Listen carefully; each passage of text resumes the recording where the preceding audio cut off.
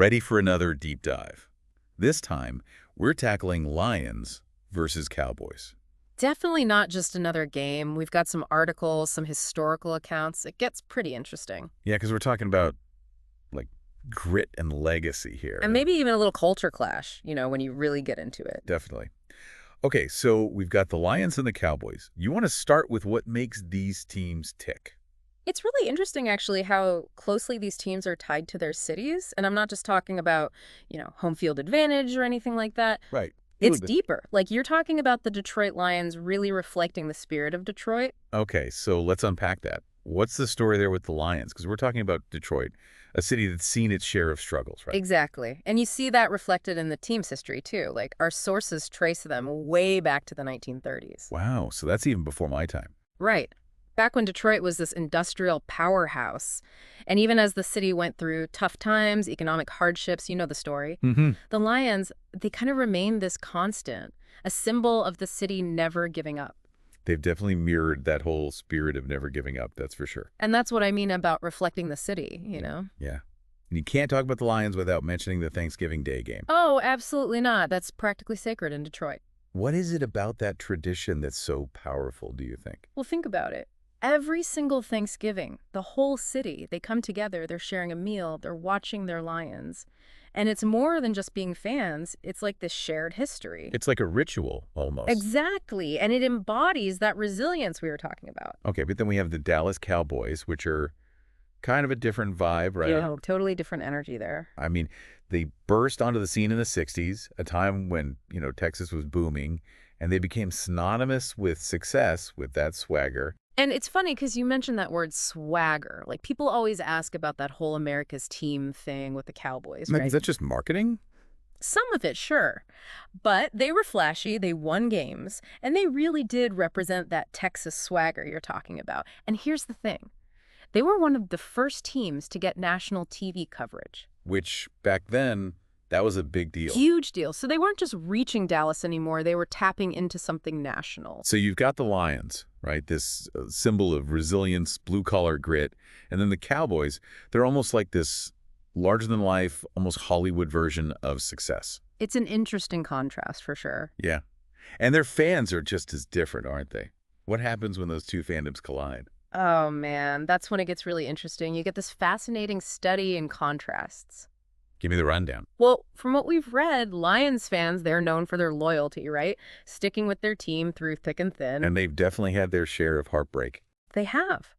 But they always come back for more, and that's the thing. It's that diehard loyalty. Exactly. Now, Cowboys fans, they've got that swagger and confidence, which, hey, it comes from winning. But with social media, all of that gets amplified. You see those Lions fans rallying around the underdog story. Love that. And Cowboys fans, well, they're not shy about their rings. It's like a cultural clash playing out online and in the stands. But let's talk about the players who've made this rivalry legendary. We've got to talk about Barry Sanders and Emmitt Smith. Those names, they're practically NFL royalty. Two of the greatest running backs to ever play the game. No doubt. And each with their own unique style, almost a philosophical debate about what makes a running back great. Okay, so break it down for me. What were the big differences between Sanders and Smith? Well, you think about Sanders running for the Lions. This guy was elusive, almost magical. Oh, he was incredible to watch. Like, defenders had no idea. Right. He would disappear and reappear like he was bending the laws of physics. And then you have Emmitt Smith, who was, the Cowboys' workhorse. The ultimate workhorse, yeah. He wasn't flashy. He was just determined. NFL's all-time leading rusher for a reason, right? Now, it's hard to argue with those numbers. So we've got the running backs, but what about the quarterbacks? Oh, that's another chapter in this rivalry. You've got Matthew Stafford, who had his moments, those flashes of brilliance for the Lions, but never quite reached that mountaintop. Yeah. Kind of a familiar story for Lions fans, right? Sadly, yeah. But then you have Troy Aikman with the Cowboys. 3 Super Bowl rings. Come on. Talk about a study in contrasts. And he had the supporting cast, too. Aikman, Smith, Irvin. That was a dynasty. That really set the bar high, and it makes you wonder how that legacy, compared to the Lions' constant pursuit of it, shapes how they approach the game today. Yeah, it's really interesting to look at how these teams are playing now, given their histories. Yeah, for sure. The Lions, for example, they've got this really dynamic offensive scheme going on this season. They really do. They're like a well-oiled machine out there. quick passes, creative formations. They're using their speed and agility to their advantage, for sure. And you can tell their coaching staff has been putting in the work, you know? Oh, They're keeping those defenses guessing. it's working too, right? I mean, their stats are way up from last season. Absolutely. They're averaging way more yards per game. Their scoring output is through the roof. Have you noticed a difference watching them this season? Oh, yeah. It's actually exciting to watch them play. But there's still that question mark on defense, right? They've been giving up a fair amount of points, too. Yeah, that's the one weak spot, it seems like. They've got to tighten up that defense if they want to be taken seriously. And that's where the Cowboys, with that more traditional, like, defense-first mentality, they might have an edge. Could be. Their defense has always been their strong suit. Okay, so speaking of the Cowboys, walk me through what they're bringing to the table this year. What should we be looking for on offense and defense?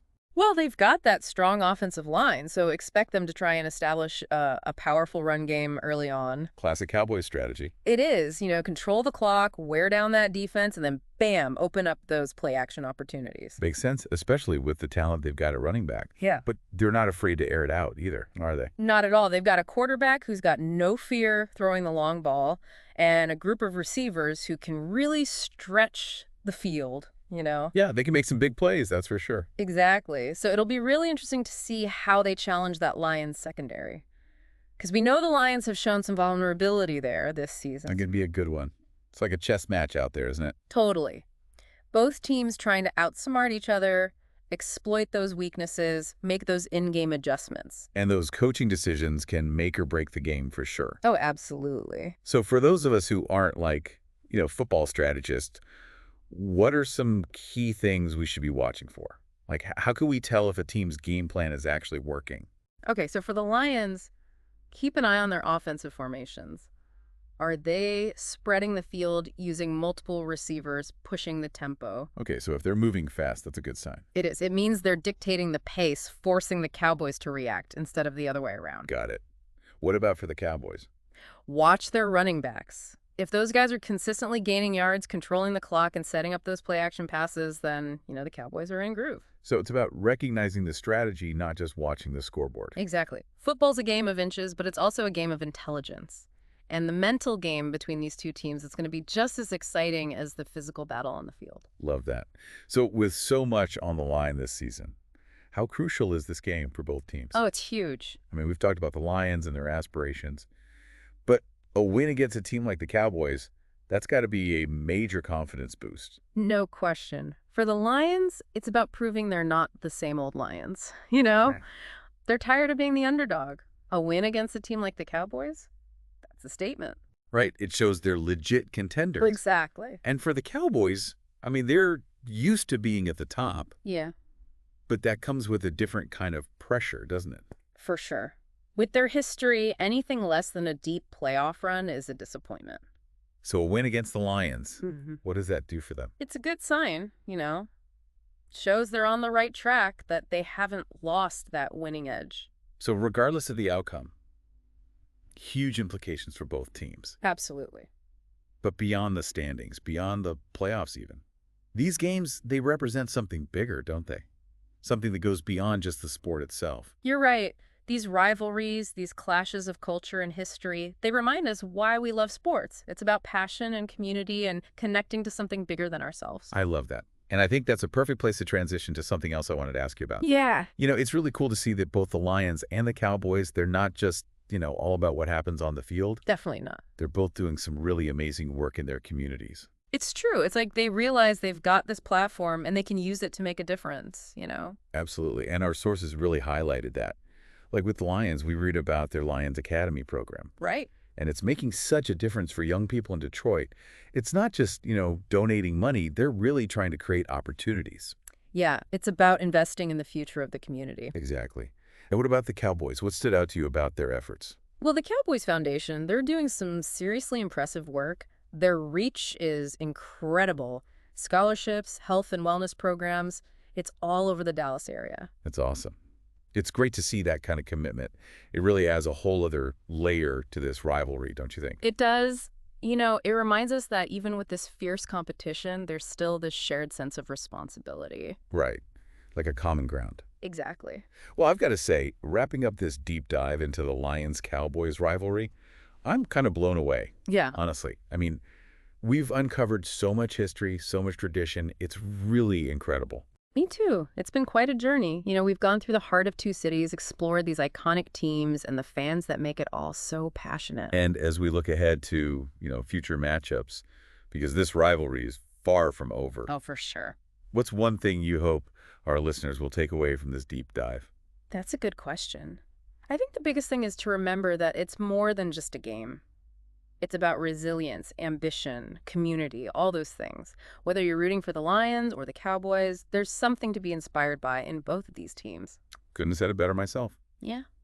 Well, folk, there you have it. Another deep dive in the books. Be sure to check back with us soon for more explorations into the stories behind the game. Until then, keep those helmets shiny and those rivalries friendly.